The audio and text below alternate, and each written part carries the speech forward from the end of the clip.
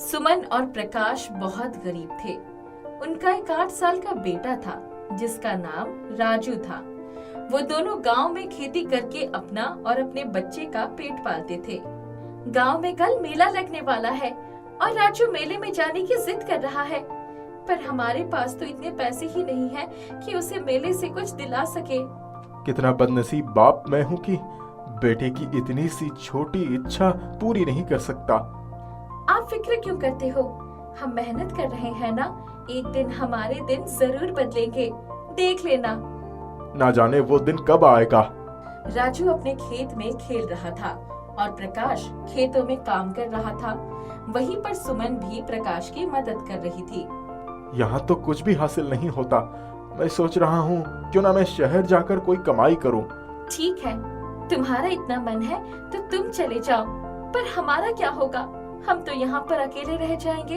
हमारा तुम्हारे सिवा है ही कौन? मैं तुम्हें नहीं जाने देना चाहती। चटनी से रोटी खा लेंगे, पर आप यहीं पर रहेंगे। अभी हमारा राजू भी तो छोटा ही है। ठीक है, मैं नहीं जाऊंगा। प्रकाश अपने बीवी बच्चों को छोड़कर नहीं जाता। फिर एक बार उसको बहुत तेज बुखार चढ़ता है। सुमन वहीं पर लेटी होती है और वो उसको चलाने की कोशिश करता है, पर वो नहीं उठती क्योंकि वो पूरे दिन की थकी हुई होती है। एक काम करता हूँ, मैं पास के वैद्य से दवाई ले लेता हूँ। जब तक ये उठेगी मैं वापस आ जाऊंगा। प्रकाश दवाई लेने के लिए चला जाता है। सुबह जब सुमन की आंख खुलती है तो वो प्रकाश को ढूंढती है, पर वो कहीं नहीं मिलता। वो पूरे गांव में प्रकाश को ढूंढ आती है, पर प्रकाश का कहीं भी पता नहीं चलता। मुझे धोखा देकर चले गए ना आखिर। मैंने कितना मना किया था, पर फिर भी शहर चले गए और हम दोनों को अकेला छोड़ गए। अब मैं उन्हें कहाँ ढूंढूं, कैसे ढूंढूं, क्या करूं? मेरे कुछ समझ नहीं आ रहा। सुमन को अब रोटी के भी लाले पड़ गए थे। वो अनपढ़ थी, कुछ काम भी नहीं करना जानती थी। उसे सिर्फ खेतों में काम करना आता था। फिर एक बार वो सेठ के पास कुछ पैसे उधार लेने के लिए जाती है। सेठ जी, मुझे कुछ पैसे उधार दे दीजिए। हाँ, क्यों नहीं, हम उधार देने के लिए ही तो बैठे हैं। हमने 2 दिनों से कुछ भी नहीं खाया सेठ जी। अगर आप कुछ पैसे उधार दे दो तो हमारा पेट भर जाएगा और थोड़े पैसे खेत में काम करने लायक भी हो जाएंगे। कौन सा खेत? तेरे पास तो कोई खेत है ही नहीं। सेठ जी, वो बुवाई पर जो मैंने खेत ले रखा है उसी पर काम करना होता है। हमारे भाग्य में भला खेत कहाँ? उसी बुवाई करने से जो थोड़ा बहुत मिलता है उसी से गुजारा कर लेते हैं। पैसे तो मैं तुम्हें दे दूंगा, पर उसके बदले में मुझे क्या मिलेगा? मेरे पास तो कुछ है ही नहीं देने के लिए, पर जैसे ही कटाई होगी और उसका पैसा मिलेगा मैं आपका उधार चुका दूंगी। मैं कैसे भरोसा कर लूं? एक काम कर, पैसा ले जा और इन कागजात पर साइन कर दे। सुमन अनपढ़ होती है, इसलिए वो उस कागज को बिना पढ़े उस पर अंगूठा लगा देती है। उस कागज में लिखा होता है कि अगर समय पर पैसे नहीं मिले तो पैसे लेने वाला सेठ के घर बंधुआ मजदूर बनकर रहेगा, और वही होता है। सुमन समय पर पैसे लौटा नहीं पाती है। समय पूरा हो गया है सुमन। इन कागजों के अनुसार अब तुम्हें बंधुआ मजदूर बनकर मेरे घर में रहना होगा। ये क्या कह रहे हो आप साहब? ये रहे कागज और इसमें साफ साफ लिखा है, चाहे तो किसी से भी पढ़वा लो। सुमन उन कागजों को किसी पढ़े लिखे से पढ़वाती है तो उन कागजों में सच में यही लिखा होता है। वो परेशान हो जाती है। घबराने की जरूरत नहीं है सुमन। मैं किसी महिला को अपने घर में मजदूरी में नहीं रखता, पर तेरा बेटा तो है ना, उसको ले जाता हूँ बंधुआ मजदूरी के लिए। नहीं नहीं सेठ जी, वो तो अभी बहुत छोटा है, उसको मजदूरी करना नहीं आता। तू चिंता ना कर, मैं सब कुछ सिखा दूंगा। सुमन रोती बिलखती रह जाती है और सेठ राजू का हाथ पकड़कर अपनी हवेली में ले जाता है। राजू भी वहाँ पर दिन भर रोता रहता है, पर सेठ उस पर दया नहीं खाता और उसे बहुत काम करवाता है। जल्दी जल्दी हाथ चला, अभी बहुत सारा काम बाकी है। सेठ जी, बस अभी कर रहा हूँ। मुझे काम करना नहीं आता क्योंकि मुझे मेरी माँ ने कभी काम नहीं करने दिया। अगर करने दिया होता तो उसके सामने ये दिन नहीं आता। तेरा बाप तो उसे छोड़कर चला गया और बेटे को मैं ले आया। अब देखते हैं सुमन कैसे अपनी जिंदगी जीती है। उधर सुमन अपने बच्चे के लिए बहुत परेशान रहती है और हवेली के चक्कर काटती रहती है और राजू को एक झलक देखने के लिए बिलखती रहती है, लेकिन सेठ राजू को बिल्कुल भी बाहर नहीं निकालने देता। सुमन के पास खाने का कोई भी जरिया नहीं था। एक दिन सुमन भीख मांगती हुई सड़क के किनारे घूम रही थी, तभी उसको चक्कर आया और वो एक गाड़ी से टकरा गई। अरे इसके तो खून निकल रहा है। अरे ये भिखारी लोग होते ही ऐसे, सड़कों पर अंधाधुंध घूमते हैं और लोगों से टकराते रहते हैं। जिस गाड़ी से सुमन टकराई होती है उसमें से प्रकाश निकल कर आता है और सुमन को उठाकर हॉस्पिटल लेकर जाता है।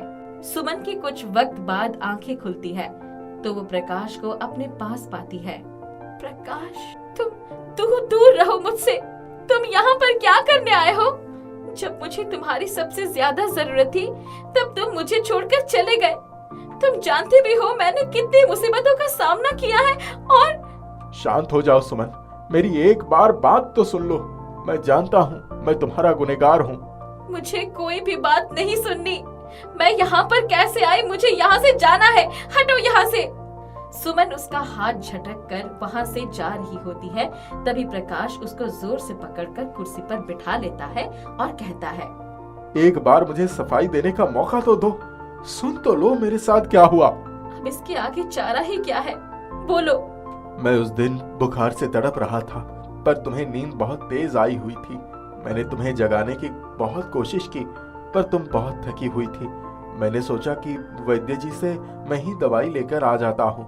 मेरे हाथ में कुछ पैसे थे, जिन्हें देखकर कुछ लुटेरों ने मेरे सर पे डंडा मारा और वो पैसे छीन लिए, मुझे जंगल में फेंक दिया। वहां पर एक भले आदमी ने मुझे उठाया और अस्पताल पहुंचाकर मेरा इलाज कराया और मुझे नौकरी भी दी। जब मैं गांव आया तो तुम्हारा कुछ अता पता नहीं था। मैं बस तुम्हें ढूंढता हुआ सड़क के किनारे जा रहा था और तुम मेरी गाड़ी से टकरा गई, पर तुम्हारी ऐसी हालत हो गई है। मेरी जो हालत है वो तुम्हें दिख रही है, पर हमारा बेटा राजू। क्या हुआ राजू को? सुमन सारी बात बता देती है। प्रकाश सेठ के पास जाता है और पैसे देकर अपने बेटे को छुड़ा कर ले आता है और फिर वो तीनों आपस में हंसी खुशी अपना जीवन व्यतीत करते हैं। प्रकाश नाम का एक आदमी था। वो कोई काम नहीं करता था। वो आसपास काम ढूंढने की कोशिश तो करता था, मगर उसे काम नहीं मिलता था। इस वजह से वो हर रोज घर वालों से ताना सुनता था। इतना बड़ा हो गया, अभी तक कोई काम नहीं ढूंढ पाया। अरे तुझे कुछ समझ आता है या नहीं? हाँ माँ, मुझे सब समझ आता है। मैं काम ढूंढता हूँ, मगर क्या करूँ, कोई काम मुझे मिलता ही नहीं। मन लगाकर कोई काम ढूंढेगा तब ना। दिन भर दोस्तों के साथ घूमने के अलावा तेरा मन किसी चीज में लगता है? अरे माँ बस करो, सुबह शाम ताने मारती रहती हो। हाँ हाँ जा, तू सुनता किसकी है? गुस्सा होकर प्रकाश घर से बाहर आ जाता है। एक बार कोई काम मिल जाए फिर बताऊंगा सबको। शाम के वक्त वो घर आता है। प्रकाश के पिता भी अब तक घर पर आ चुके थे। वाह बेटा, कहाँ से घूम कर आ रहा है? नहीं पिताजी, यहीं पास में गया था। हाँ हाँ, घूम, जितना घूमना है घूम। यही काम तो तेरे पास बचा है ना। क्या पिताजी, अब आप भी मुझे सुनाने लगे? मैं जाऊं तो जाऊं कहाँ? कहीं मत जा, बस कोई काम ढूंढ ले। पढ़ाई लिखाई तो तुझसे हुई नहीं, अब कोई छोटा मोटा काम ही ढूंढ ले ताकि हमें तसल्ली हो। हाँ हाँ ठीक है, काम भी ढूंढ लूंगा। घर वालों से परेशान होकर प्रकाश घर नहीं जाता है और आसपास ही घूमता रहता है। अभी घर जाऊंगा तो फिर सभी शुरू हो जाएंगे। इससे अच्छा यही है आसपास घूम लेता हूँ। प्रकाश टहल ही रहा था, तभी उसका दोस्त नमन वहाँ आता है। अरे भाई प्रकाश, अच्छा हुआ तो यहाँ मिल गया। क्यों, क्या हुआ भाई? बोल, कोई काम है क्या? हाँ यार, मेरा एक छोटा सा काम कर दे, बदले में तुझे कुछ पैसे भी दूंगा। अच्छा अच्छा ठीक है, पहले काम तो बता, करना क्या है? भाई ये कुछ बंडल है सामान के, इन्हें पड़ोस वाले गांव में पहुंचाना है। मैं अभी मुन्ने के लिए दवा लेने जा रहा हूँ। उसकी तबीयत बहुत खराब है, मगर समय पर यह सामान पहुंचाना बहुत जरूरी है। ये सामान किसे देना है? वही एक दुकान है, उस दुकान का नाम जगन का दुकान है। तू उसे ही ये सामान देकर आ जाना, और ये ले, थोड़े पैसे भी ले ले। ठीक है भाई, मैं जाता हूँ। तू जाकर मुन्ने के लिए दवा खरीद कर ले आ। धन्यवाद भाई। वो सामान लेकर पड़ोस वाले गांव में आता है और वहाँ उसे जगन का दुकान दिखता है। जी ये लीजिए, नमन ने ये सामान भिजवाया है। हाँ हाँ लाओ, इसी का तो इंतजार कर रहा था। प्रकाश सामान देकर वापस अपने गांव आ रहा था, तभी रास्ते में उसे खूबसूरत बगीचा दिखता है। वाह, ये बगीचा तो बहुत ही ज्यादा खूबसूरत लग रही है। कौन है इस बगीचे का मालिक? उत्सुक होकर प्रकाश उस बगीचे के अंदर जाता है तो देखता है एक छोटा सा घर है और वहीं एक बूढ़ी औरत बैठी है और झाड़ू बना रही है। उस बूढ़ी औरत को देख प्रकाश उनके पास जाता है। प्रणाम दादी जी, आप कैसी हैं? हाँ बेटा, मैं ठीक हूँ। तुम कौन हो और यहाँ क्या कर रहे हो? मेरा नाम प्रकाश है। मैं यहाँ से गुजर रहा था तो मुझे आपका बगीचा दिखा। बगीचे की खूबसूरती देखकर मैं इसकी ओर खींचा चला आया। अच्छा, ऐसी बात है। वैसे इस बगीचे के तिनके से मैं वाकिफ हूँ। इस बगीचे को मैंने ही अपने हाथों से बनाया है। जब मेरे पति जीवित हुआ करते थे तब से मैं इसे सजाती हूँ। अच्छा, अब आपके पति इस दुनिया में नहीं हैं? पहले मेरे पति चले गए, फिर बेटा, इसलिए मैं अकेले ही रहती हूँ। आप झाड़ू भी बनाती हो? हाँ, मैं झाड़ू बनाती हूँ और यही घर के बाहर बैठकर बेचती हूँ। जो भी एक दो बिक जाता है उतने में ही काम चला लेती हूँ। उस बूढ़ी महिला को ऐसी स्थिति में देख प्रकाश को उस पर दया आ जाती है। आप तो सच में बहुत ही खूबसूरत झाड़ू बनाती हैं और यहीं बैठकर बेचने से तो आपकी अच्छी कमाई नहीं हो पाती होगी। अगर आप चाहे तो मैं गांव में घूम घूम कर आपके झाड़ू को बेच सकता हूँ। अरे नहीं बेटा, मैं तुम्हें तकलीफ क्यों दूं? अरे नहीं नहीं, इसमें तकलीफ की क्या बात है। वैसे भी अभी मेरे पास कोई काम नहीं है, मैं पूरे दिन खाली बैठा रहता हूँ। अगर आप ये काम मुझे दे दीजिएगा तो मुझे कोई काम भी मिल जाएगा। अगर ऐसी बात है तो ठीक है, तुम इन झाड़ू को बेचने जा सकते हो। वो बूढ़ी दादी झाड़ू बनाने लगती है और प्रकाश गांव में घूम घूम कर झाड़ू को बेचने लगता है। शाम के वक्त प्रकाश बूढ़ी दादी के पास आता है। ये लीजिए दादी, इतने पैसे मिले हैं।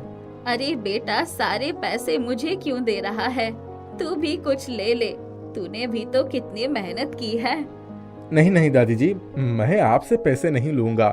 बेटा, ये पैसे नहीं लेगा तो कल से तुझे झाड़ू बेचने नहीं भेजूंगी। ऐसा मत कहिए दादी जी।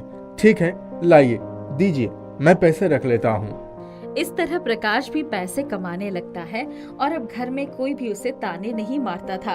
वो हर रोज गांव में घूम घूम कर झाड़ू बेचने लगता है। प्रकाश के पास झाड़ू कम पड़ने लगते हैं। वो एक दिन में बहुत झाड़ू बेच लिया करता था। दादी जी, झाड़ू तो कम ही पड़ जाते हैं, और झाड़ू रहते तो मैं उन्हें भी बेच देता। ऐसी बात है, अब से कम नहीं पड़ेगी झाड़ू। अब से बूढ़ी दादी प्रकाश को हर रोज ढेर सारी झाड़ू बेचने के लिए दिया करती थी।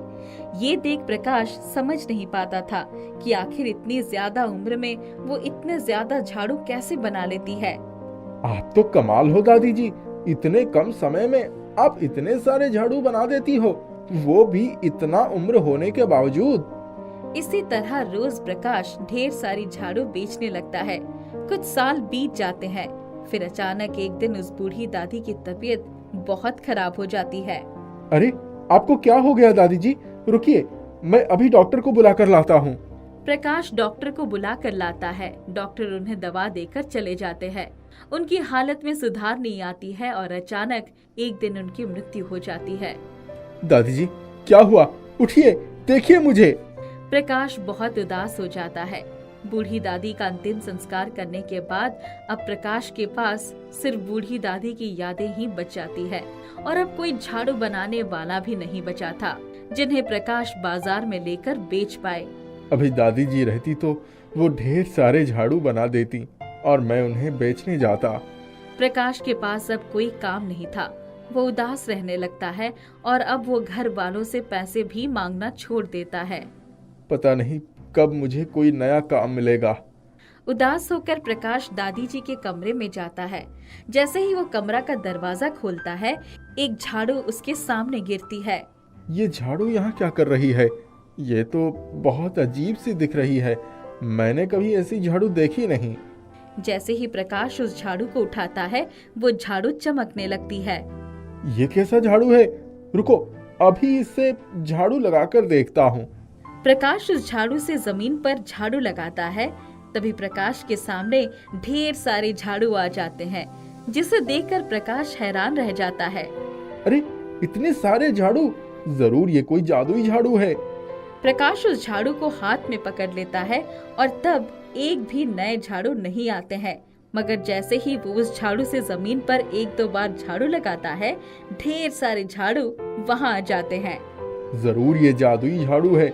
लगता है शायद इसकी मदद से ही दादी जो ढेर सारे झाड़ू हर रोज बनाती थी, जिन्हें मैं बेचने जाता था। प्रकाश उस झाड़ू को हमेशा के लिए अपने पास रख लेता है और उसकी मदद से ढेर सारे झाड़ू मंगवाता है और उसे बेचने जाता है। कुछ ही महीनों बाद वो झाड़ू का एक दुकान खोल लेता है और अब आराम से उस दुकान पर बैठकर झाड़ू बेचने लगता है। प्रकाश बहुत मन लगाकर काम करने लगता है और पैसे कमाने लगता है। रोहन एक पढ़ा लिखा परंतु बेरोजगार लड़का था।